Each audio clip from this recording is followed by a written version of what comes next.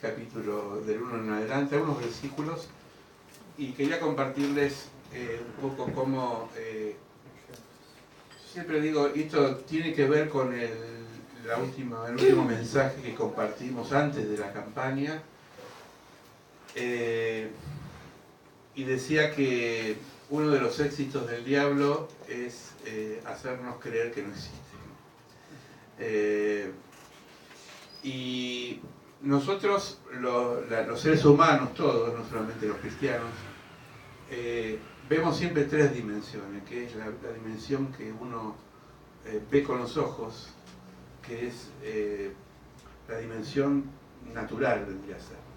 Hay una cuarta dimensión que no se ve, que es la espiritual, y que incluso está detrás de cada mirada. Por ejemplo, voy a poner algo concreto. Ustedes ven el dorso de la pantalla, pero no ven la pantalla porque no pueden visualizarlo, ¿no? Solamente algunos artistas, Picasso fue el que descubrió el cubismo, que esas figuras que parecen que un ojo está acá y otro está acá, bueno, es un poco la cuarta dimensión puesta en un plano de un lienzo. Esto es la cuarta dimensión. Pero hay una cuarta dimensión que tiene que ver con el mundo espiritual, el mundo que no palpamos, pero que existe. La Biblia tiene un correlato histórico, poético y simbólico. Eso lo estudiamos cuando estudiamos la Biblia. Histórico, de los personajes que realmente existieron. Poético, que va más allá de los personajes reales, sino el símbolo del mismo. Por eso a veces los científicos discuten y dicen cómo Adán y Eva, si Adán y Eva fueron creados y después tuvieron los hijos, quién fue el sucesor de Caín y Abel, y se arman todos esos bolonqui, porque en realidad la palabra Adán quiere decir hombre o humanidad, y Eva también. Entonces tiene que ver con un símbolo de la creación. Acá no vamos a entrar, lo que se debate a veces, me ha pasado a mí en el colegio cuando daba clases, de si la evolución, si venimos del mono, si fuimos creados, porque no es el punto. Algunos hacen monería, que es diferente, ¿no? Pero, y algunos son peores que los animales, pero eso es otro tema. Pero el punto no es de dónde venimos, sino quién nos creó. Y para los creyentes, creemos que Dios nos creó. Amén. Pero como es un tema de fe y no de ciencia, no vamos a debatir la ciencia, sino la fe. Y el Génesis tiene mucha riqueza en su contenido. Por eso vamos a leerlo y vamos a tratar de descubrir lo que está detrás de las letras. No la letra literal, sino el significado espiritual que tiene cada pasaje de la Biblia. Dice el versículo 1, la serpiente era astuta más que todos los animales del campo, y Jehová Dios había hecho, la cual dijo a la mujer, con que Dios os ha dicho, no comáis de todo el árbol del huerto. Acá entra lo que es el símbolo. Ustedes saben que un símbolo dice más que las palabras. Por ejemplo, las 3 tiras en una zapatilla marca, es una marca, ¿no? O el tilde es otra marca, ¿no? A veces un símbolo habla más que las palabras. La serpiente en la Biblia siempre se la comparó con el mal. De hecho, es un ser repulsivo. No sé si alguien tiene en su casa una serpiente como escolta, como mascota, pero las hay, porque hay gusto para todo. Pero es un ser que uno lo ve y siente repulsión, ¿no? Algunos los arañas, otros los ratones. Yo he visto videos de que la gente sube arriba de la mesa cuando hay una lauchita, y exageran, dicen hay una rata y dice una lauchita. Pero, ¿por qué? Porque son seres que de alguna forma nos da impresión. Pero detrás de ese símbolo está enmascarado lo que sería el mal. Es decir, una serpiente, ¿qué hace? Es un ser que repta. Algunas son como camuflajes dentro de la naturaleza, tienen hasta el mismo color, no las ve uno. Son agazapadas y son rápidas en picar, sobre todo las venenosas. Las más conocidas son las cobras, esas que tienen como 2 aletas acá, que se paran y parece que te encantan con la mirada y te dan un picotazo tan rápido que el veneno enseguida hace efecto. Bueno, esto es lo que quiso hacer el autor sagrado que escribió el Génesis, que muchos se lo atribuyen a Moisés, que la serpiente, representando el mal, sedujo al ser humano. Empezó con algo que tenemos todo, y lo vamos a ir viendo en el mensaje, que son los sentidos. Lo hablamos la otra vez, ¿no? Tenemos sentido nosotros. Pero vamos a ir de a poquito. En el libro de Ezequiel, que también fue escrito mucho después del libro de Génesis, en el capítulo 28, hay 2 versículos que hablan sobre cómo era Lucifer o el ángel bello antes de ser Satanás. Porque, no sé si a ustedes, pero a mí una vez me preguntaron, ¿por qué Dios creó al diablo? Y en realidad Dios no creó al diablo, Dios creó a ángeles. Ángeles que tenían funciones con Él en el cielo. Pero entre ellos ángeles hubo uno que se rebeló y después pasó de ser Lucifer a Satanás, que la palabra Satanás quiere decir adversario, es decir, aquel que está en contra de Dios.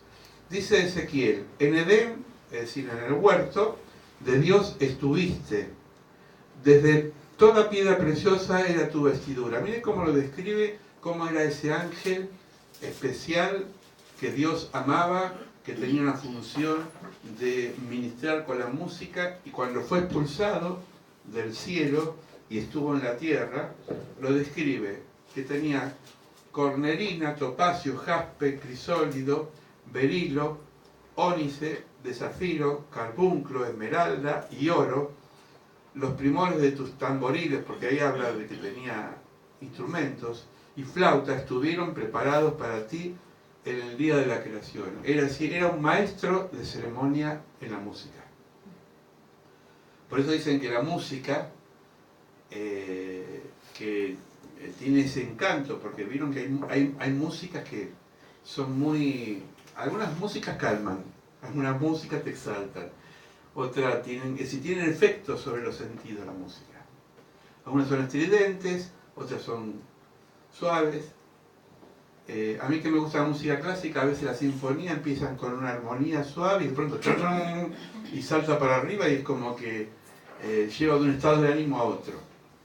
Versículo 14, tu querubín grande. El querubín, que no es una lavandina, no es un artículo de limpieza, ¿no? Querubín es una jerarquía angelical. Están los ángeles y los querubines, que tienen como una jerarquía superior, ¿no? Dicen que Lucifer o Luzbel era un querubín. Es decir, tenía a su cargo un montón de legiones de ángeles. Protector. Dice, yo te puse santo en el monte de Dios y allí estuviste en medio de las piedras de fuegos que te paseabas. Cuando el ángel del mal, o el ángel que se enoja con Dios, Lucifer, es echado del cielo y va a la tierra, lo primero que hace es buscar que el ser humano, que era creación de Dios, se aleje de Dios. Es decir, es como la envidia permanente de aquel que quiere destruir lo que no pudo construir en su vida. Porque siempre la envidia y el fracasado, aún en el ser humano, es el que destruye lo que uno no pudo construir. Por eso la gente envidiosa generalmente es frustrada, porque no pudo lograr sus objetivos. El que está bien no tiene por qué envidiar a nadie, pero el que siempre le falta algo y el otro lo logra, es como que empieza a ayornarse de envidia y de celos. Esta es la cualidad del mal, ¿no? Los celos y la envidia. Es decir, que no es algo mágico, sino que tiene un origen. Génesis, volviendo al libro de Génesis, capítulo 3, versículos 2 y 4, la mujer respondió a la serpiente, del fruto de los árboles del huerto podemos comer, pero del fruto del árbol que está en medio del huerto dijo Dios, no comeréis de él, ni tocaréis, para que no muráis. Entonces la serpiente le dijo a la mujer, no moriráis. Es decir, lo que hace el mal es tergiversar la verdad y la ayorna de una forma y la cambia para que uno se trague La mentira. Algunos la dibujan como una manzana, en realidad no se sabe qué era el fruto. Pero como estamos hablando de símbolos, no me interesa si era una manzana, una pera, un durazno, o qué era. El tema es que Dios le da al ser humano libertad de todo, pero hay cosas que le dice, esto no, nada más. Esto es lo que tenemos que encontrar detrás del mensaje. Por eso a veces Dios pone como reglas. Dice, bueno, de esto no. ¿Por qué? ¿Por qué no? ¿Vieron como los padres, los chicos cuando son chicos no tienen el razonamiento desarrollado como un adulto? Entonces los límites tienen que ser más severos porque todavía no sabe. Por ejemplo, un chico chiquito no sabe que dos leñas encendidas se produce el fuego y no saben que ese calor, si se acercan y lo tocan, se pueden quemar. Entonces lo que hace los mayores es ponerle límites. Después él va a descubrir que eso quema. ¿Se entiende? El tema es cuando somos grandes y nos seguimos quemando. Ya es otro ser. La serpiente le dijo, no moriráis. En realidad el ser humano, antes de la caída, antes de desobedecer, era eterno. Porque dice en el Génesis capítulo 1 que Dios creó todo y lo hizo perfecto. Dentro de la creación no había desorden cósmico. Cuando el ser humano desobedece, se rompe la ecología. Antes del ser humano, voy a poner cosas concretas para que se entienda. Antes de la caída, de la desobediencia, las rosas no tenían espinas, por ejemplo. El animal salvaje como el león podía convivir con el cordero y no se mataban. Es decir, había una convivencia perfecta porque estaba en medio de esa relación social unas reglas que no eran humanas sino que estaban puestas por Dios. El hombre rompe eso y eso trae consecuencias. Algunas consecuencias son a largo plazo. Por ejemplo, lo estamos viviendo ahora con respecto a la ecología en el mundo.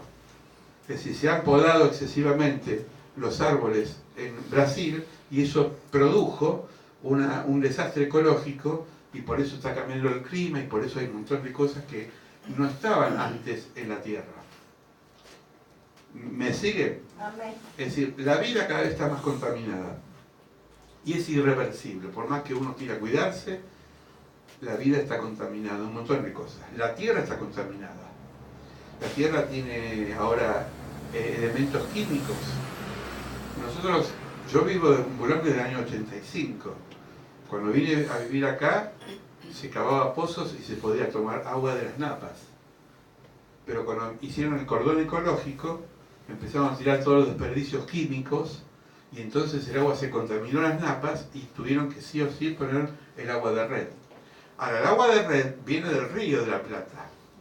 Si usted sabía el agua que está tomando y el origen de ese agua, lo pensaría dos veces, pero está tan purificada con esos piletones que hay en Núñez que hace que el agua cuando llegue a la canilla, con un gusto a cloro tremendo, para un poco combatir la contaminación, es lo que estamos tomando.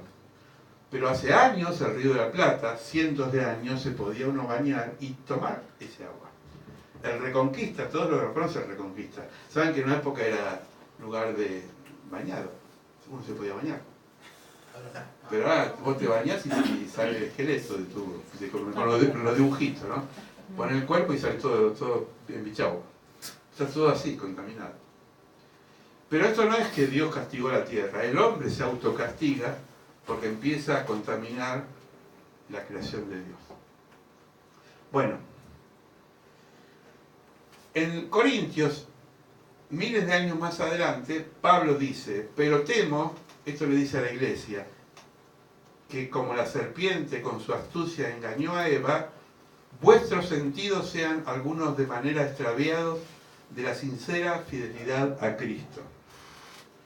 Estos son los sentidos. Más gráfico, más claro. Vista, olfato, oído, gusto y tacto. Los ojos vemos un montón de cosas, ¿no? Es decir, Adán y Eva estaban en el huerto y vieron que un fruto era muy apetecible y dijeron, esto lo vamos a probar. Es decir, es como que los ojos es la ventana donde entran todas las sensaciones en el cuerpo. El olfato, vos tenés hambre y sentís un asadito en el aire, y más ahora, ¿no? Que está caro. ¿No? Es decir, es como que o vas a una casa de comida o sentís un olor feo. También, porque así como, bueno, ¿qué tal? No pasa que... ¿no? Oído, oís una bella melodía, oís algo bueno, o oís algo agresivo y afecta. Afecta. El gusto también. No nos podemos nosotros domesticar. El gusto es lo que filtra lo que nosotros comemos. ¿Nos gusta o no nos gusta? Y el tacto. A veces hay cosas agradables y hay cosas que son la rechazamos. Bueno, los 5 sentidos trabajan mal. Porque hace que potencie esas cosas para que nosotros de alguna forma podamos degustar.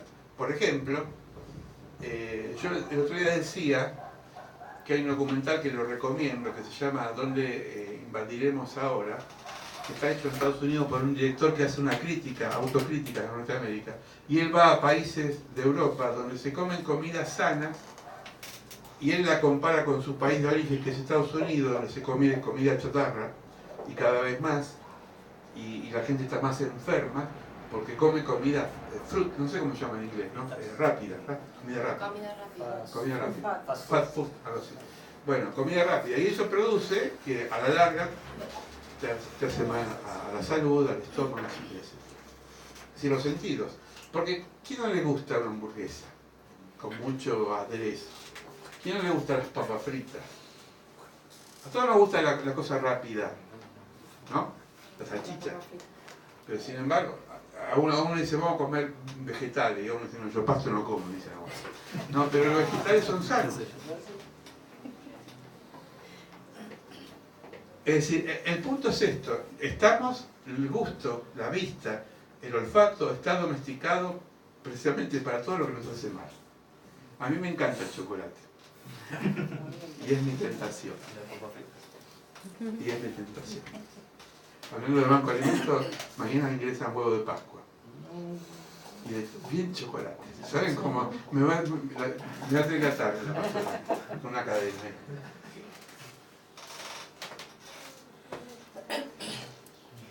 Génesis 3:5. Más sabe Dios, esto le dijo el diablo a la mujer y al hombre, que el día que comieres de él, del fruto, serán abiertos vuestros ojos y veréis, y seréis como dioses, sabiendo el bien y el mal.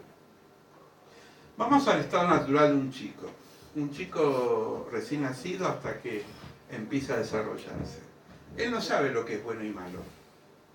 No tiene conciencia de lo que es peligroso y lo que no es peligroso. Para un chico todo es puro, ¿verdad? En la medida que va creciendo, va siendo influenciado por el medio ambiente. Llega un momento que ya sabe que hay cosas que se deben y hay cosas que no se deben, aunque no las pueda razonar, las intuye. Me van siguiendo, ¿no? Cuando uno conoce, empieza a tener temores. Por ejemplo, voy a poner un ejemplo sencillo. Cuando uno se entera que en el barrio hay, por ejemplo, alguien que está robando, está haciendo daño, o hay lío afuera, y vos no te enterás, vos salís. Y de pronto te encontrás con esas vecinas que son radiocolonias, te saben todo, y dicen, mira, si vas por esta esquina, tenés cuidado con el fulano de tal porque anda robando. Vos ya es como que te vas condicionando y ya 2 veces lo vas a pensar. ¿No? ¿Por qué? Porque nuestra mente va absorbiendo información y esa información produce en nosotros una actitud. Por eso yo siempre digo, cuidado con los noticieros, porque el noticiero está plagado de alertas, porque venden con esas alertas de que siempre hay homicidio y muerte y robos. Entonces la gente piensa que en el país todo es robo, todo es homicidio. Y hay mucha gente que va a trabajar y que hace cosas buenas que nunca va a salir en un noticiero. Porque eso no vende. Y si uno consume permanentemente, vieron que hay programas de televisión que yo a veces los veo, que mañana, tarde y noche te aparece una cámara que entraron a uno en un negocio y estuvieron robando y vos decís, ah, todos los negocios están robando, yo no voy a comprar a ningún lado, ¿no? Y entonces uno se va como autolimitando. Pero hay un montón de lados que no pasa nada. Entonces los miedos, ¿qué terminan haciendo? Nos paralizan. Porque nos hace tomar conciencia aún de realidades que no existen. Voy a poner otro ejemplo, más sencillo. A ver, voy a hablar de Cristian. Cristian, por ejemplo, viene a la iglesia contento con la guitarra, y va a cantar. Y de pronto, 2, 3 hermanos de acá, no voy a dar nombre, porque es mentira, pero empiezan a sacarle el cuero a Cristian. Y Cristian no se entera. Y de pronto viene a la puerta y se encuentra ahí con Luciano. Y dice, ¿sabes qué dijeron de vos, fulano, mengano, sultano? Esto. Cuando llega acá, va a estar así, la mente dividida, pensando en los tonos y en lo que le dijeron de él. Si no vino ya con la misma pureza que venía antes, porque entró en la información. ¿Se entiende? Eso condiciona. Eso es el saber, cuando uno sabe. Hay gente que le resbala, uno le dice muchas cosas y entra por acá, entra por acá. Pero hay personas que son obsesivas y ya por lo que escucharon se paralizan y tienen miedo de relacionarse. Porque somos personas frágiles y en esto trabaja el mal. Por eso Jesús dijo que el mal es como la cizaña, que es muy parecida al trigo, pero tenemos que discernir para saber lo que es la cizaña y el trigo. ¿Vieron esas plantitas que están por ahí, que son yuyo, que parecen trigo, que son verdes? Que vos te la pones acá en la manga y haces así, se te corre, parece que tenían vida, o te la pones en la boca. Yo lo hice muchas veces y casi me atraganté. Es igual que el trigo, pero no es trigo, es cizaña. Si yo jugaba de chico así, y un día se me fue atrás y me tuvieron que con una pinza sacarla, porque soy muy curioso. Esas cosas son parecidas a la realidad, pero no son iguales. Hay un cuento que no lo conté, así que al preparado, tío siempre contó lo mismo. No. Dice que un día estaba, sí, por ahí lo conté. Un día estaba el niño, es una leyenda india del Chaco, acá del norte del país. Dice que estaba un día el niño Jesús en la playa del río Paraná y estaba jugando con el barro y con un montón de plantas de diferentes colores. Entonces mezcló el barro con las plantas y como era el Hijo de Dios, tenía vida, tenía el poder de dar vida. Entonces esculpió una escultura de un pajarito chiquitito, sopló y empezó a volar, y de ahí dice la leyenda india que nació el colibrí, que tiene unos colores muy lindos, que es muy atractivo, difícil de cazar, porque vieron que son rápidos los colibrí, ¿no? Pero tiene una diversidad de colores bárbara. Sigue la leyenda, el cuento, dice que detrás de la maleza, de los juncos de Paraná, estaba el niño diablo mirando lo que hacía el niño Dios. Y quiso hacer lo mismo. Entonces agarró un montón de plantas, barro, y quiso volar, pero como no era Dios, no le dio vida. Se enojó y lo revolvió para arriba, y cuando cayó se aplastó, y de ahí nació el escuerzo, que es igual al colibrí en colores, pero el escuerzo tipifica la envidia y todo lo que es la repugnancia. El diablo quiere imitar, pero nunca puede crear, porque el único que crea es Dios. ¿Se entiende? Él es un perfecto simulador, pero no es un creador. ¿Alguien sintió hablar de Mary Schiller?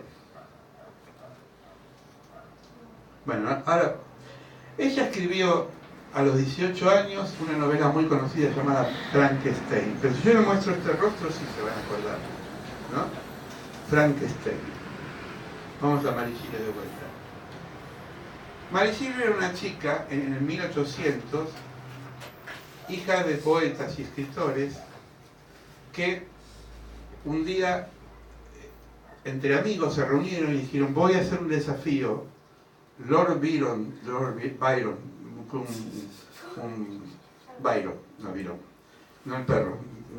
vos tuviste, sino Byron, Lord Byron, era un duque muy acaudalado y un día se reunió con Mary Shelley y otros jóvenes y dijeron: vamos a hacer una competencia, en una noche tiene que nacer un cuento brillante, que impacte, el mejor cuento que escriba, ese va a ganar. Cada uno se fue a su cuarto y se puso a pensar, y esta chica dice que tuvo un sueño, más que sueño fue una pesadilla, y en base a ese sueño o pesadilla empezó a escribir la historia de un científico llamado Víctor Frankenstein, que juntaba cuerpos y le daba vida con la electricidad. Como las cosas no ocurren porque sí, sino que tienen todo un contexto, en la misma época de Mary Shelley, un hombre llamado Luigi Galvani, acuérdense del Galván, lo que es en una chapa, vieron que es galvánica, Galvani, trata de experimentar en el laboratorio con la electricidad y con ranitas y animales chiquititos, semi-muertos, le daba electricidad con electrodos y esto producía que empezaba como a reavivarse. De ahí sale el electroshock, que Marina como enfermera lo sabe, que es una corriente, no sé cuánto voltaje tiene, pero que va al cuerpo con una persona que tiene un paro cardíaco y el electroshock lo que hace es reavivarla. ¿Vieron las películas o vieron alguna vez no? ¿Se hace un hospital? Sí, electroshock. Bueno, no estaba tan errado esa teoría de que se puede reactivar una vida semi-muerta por la corriente. Esta chica se inspiró en Luigi Galvani y escribió esa novela que la inmortalizó y que se hicieron películas y obras de teatro llamado Frankenstein. ¿Qué tiene que ver esto con Génesis? Tiene que ver que el ser humano desde el principio quiso ser como Dios y quiere ser como Dios. Voy al versículo 55. 3:5, perdón. Dice: Dios dijo: el día que comáis de él seréis abiertos vuestros ojos y seréis como Dios, sabiendo el bien y el mal. Eso es lo que en el fondo el ser humano siempre busca. Yo les quiero compartir esto que no es mío, pero me gustó. Dice: el hombre se cree dueño absoluto de lo que no es suyo. Quiere dominar, mandar, se cree autosuficiente. Unos se creen superiores a otros y los dominan, los aplastan. A medida que avanza en la técnica, cree más en sí mismo, es decir, se cree poderoso, o sea, porque tiene un celular, se cree un poderoso, ¿no? Quiere ser como Dios, y esta tentación perenne del hombre desde siempre existe. Solo el creyente, y ahora voy a explicar por qué, podrá establecer el equilibrio perdido. El creyente logra vivir por la fe el puesto que Dios le ha asignado en el poema de la creación, que es el Génesis, ¿no? Es decir, el cristiano, el creyente, tenemos una misión de volver a ese equilibrio ecológico que se rompió, a establecerlo de vuelta. Por eso hay leyes. Por eso dentro de la medicina se estudia la bioética, que es la ética. ¿Para qué? Para que una persona no se crea Dios, salve vidas, pero no crea que porque es médico tiene el poder de salvarla. Porque si uno tiene una enfermedad terminal, por más que sea el mejor médico del mundo, y esa persona está asignada a morir, va a morir. Es decir, un médico humilde o un médico creyente va a decir: yo hago lo que puedo como médico, pero el resto se lo dejo en manos de Dios. Pero como la soberbia siempre va detrás del conocimiento, muchos creen que porque saben ya se creen dueños de la vida y de la muerte. Por eso uno de los juramentos, ¿cómo se llama? Hipocrático, es no tratar de luchar por la vida. Tratar de luchar por la vida. Hoy en día la ciencia ha crecido mucho, ahora que lo veo a los dos, pero los clones, es un experimento de crear o intentar crear una vida similar a la otra. ¿Se acuerdan de la ovejita esta, Dolly? Dolly. Fue una oveja clonada, ¿no? La ciencia ficción siempre sueña con eso. Los que vieron Jurassic Park, vamos, ¿no la vieron? La de Spielberg, la de los dinosaurios. ¿Cómo quieren hacer los monstruos esos, los dinosaurios? De un clon, de un ADN, de una sangre, de un dinosaurio, y ahí empiezan a experimentar. Eso que es ficción, como Frankenstein, a veces termina siendo realidad. Porque es la aspiración del ser humano de querer suplantar a Dios y él creerse Dios. Y usted dirá, ¿qué tiene que ver conmigo? Yo tengo que pagar la luz y no me alcanza la plata y no tengo suficiente dinero. Tiene que ver porque siempre la tentación está a la puerta de la casa, a la puerta de nuestro alcance, a la mano de nuestro alcance. Es creer que nosotros podemos cambiar el curso de la historia cuando nosotros cortamos esa relación de aquel que nos dio la vida. Por eso siempre digo que lo más sencillo es lo que tenemos que tener como hábito. Yo voy a comer un poco de comida, gracias Señor porque hoy como. Voy a trabajar, gracias Señor porque tengo trabajo. Al menos tengo fuerza para trabajar. El soberbio dice, no, yo tengo plata porque yo me la gané. Yo me rompí el... Sí, pero ¿quién te dio la vida para que vos te ganes? Ese es el punto que nos separa cuando nosotros cortamos esa relación con Dios. Es la autosuficiencia. Es lo que el diablo quiso lograr con Adán y Eva, que sean independientes. Y cuando nosotros más dependemos de Dios, más libres somos. Por eso hay una oración que decía, Señor, lo que yo puedo hacer lo voy a hacer con toda la fuerza, pero lo que está fuera de mi alcance lo pongo en tus manos. Porque los límites siempre están. Nadie puede abarcar todo. Génesis 3:6 dice, y vieron mujer que el árbol era bueno.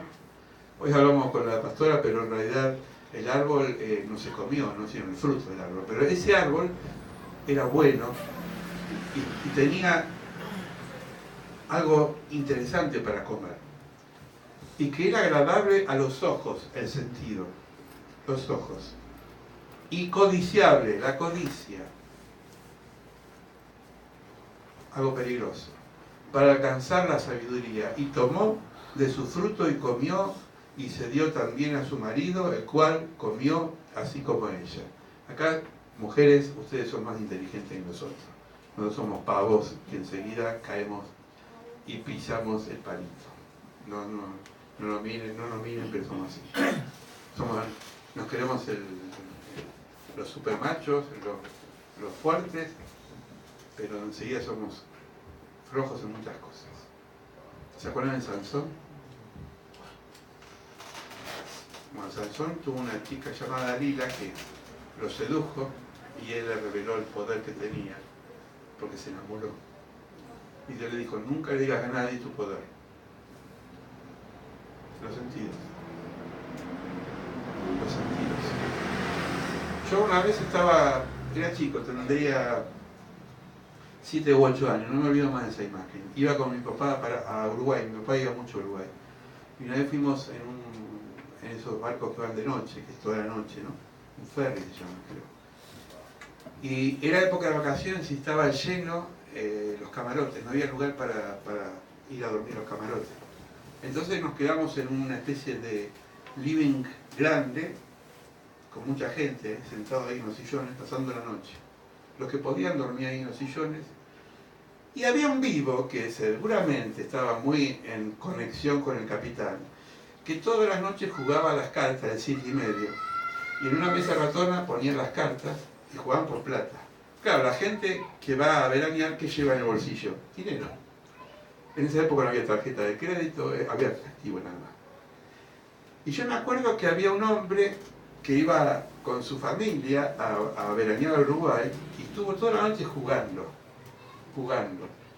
A eso de las 4 de la mañana me agarra el sueño y siento un grito, y era la mujer que casi lo mata al marido, porque se había gastado toda la plata de las vacaciones en esa noche de juego.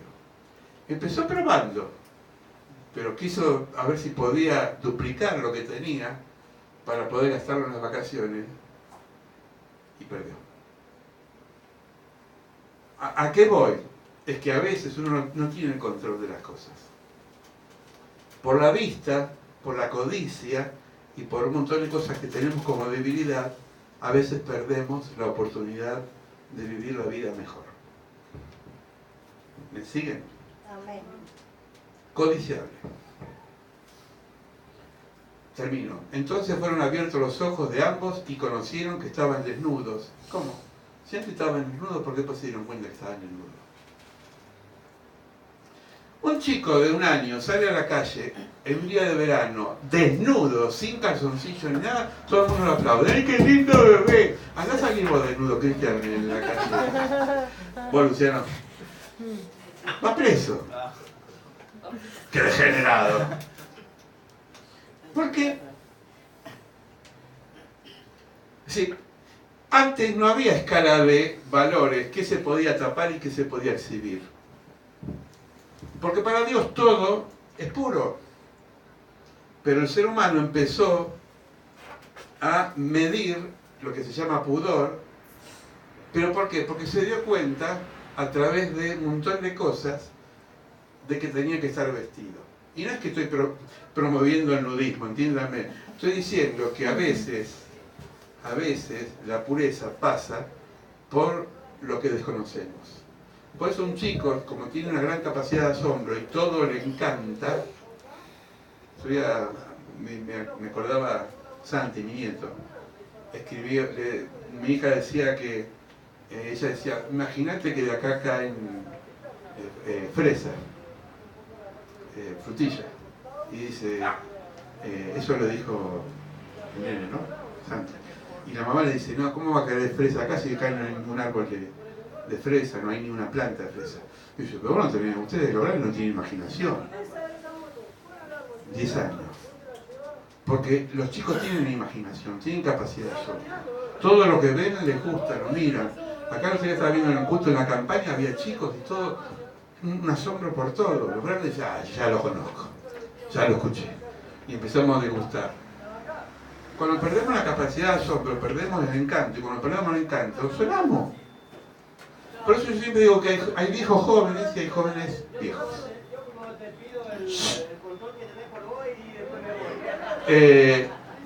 Nosotros tenemos que saber que hay cosas que son realmente lindas y que a veces por nuestros prejuicios las hacemos feas.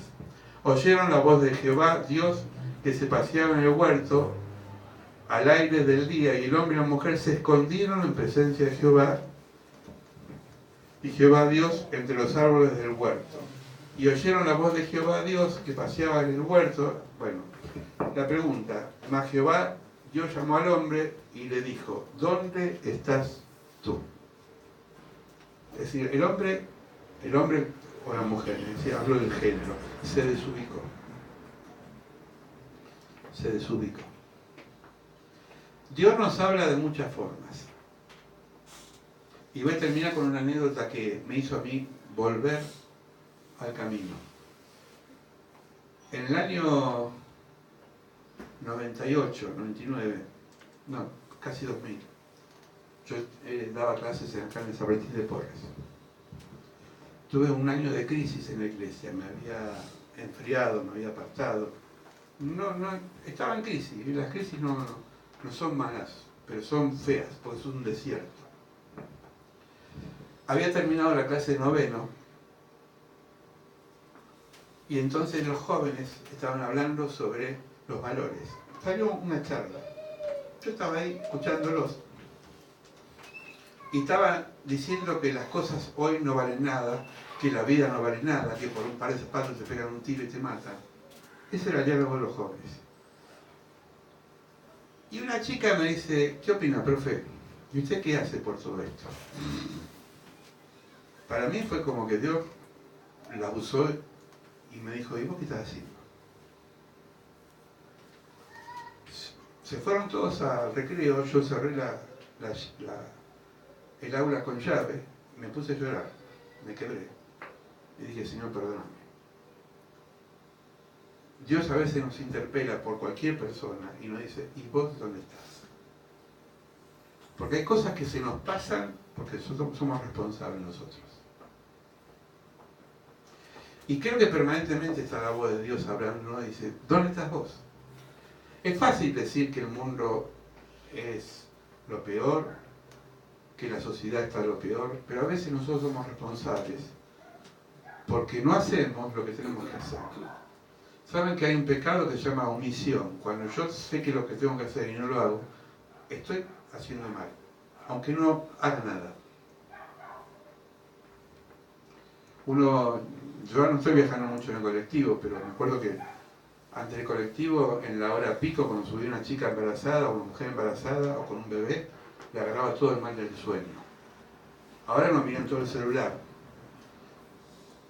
Un día un chofer paró, yo iba colgado así del 21, iba para la capital y veo que frena el colectivo. Había subido una chica, una mujer, embarazada y con un bebé. Y a todos se le dio por leer. Y el colectivo dijo, si nadie se para a darle un asiento, yo no avanzo. Se tuvo que parar una mujer. Una mujer. Eso se llama pecado de omisión. Tener la posibilidad de hacer algo y no lo hago. Miro para otro lado. Esta es la sociedad que estamos viviendo. Pero los cristianos, dice Jesús, somos luz y sal. Tenemos que hacer algo en cada lugar donde estamos. Y yo creo que Dios en esta noche nos está llamando con esta pregunta. ¿Dónde estás tú? ¿Qué estás haciendo? ¿Qué estamos haciendo? ¿Que hay maldad? Sí, hay mucha, pero hay mucha bondad. Hay muchos héroes anónimos que nunca van a salir en televisión, pero que hacen cosas buenas.